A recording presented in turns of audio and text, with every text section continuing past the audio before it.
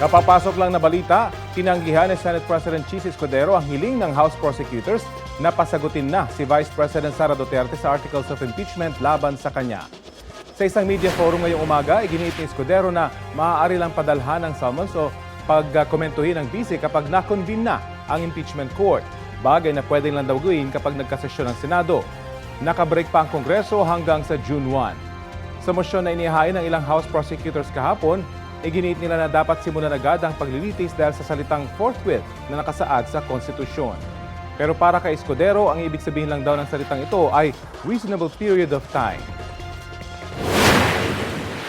On page 2 of the very motion they filed, Page 2. they quoted the rules of the Senate that said, after the presentation of the articles of impeachment and once the court is convened, the writ of summons shall be issued. Kinote pa nga nila eh.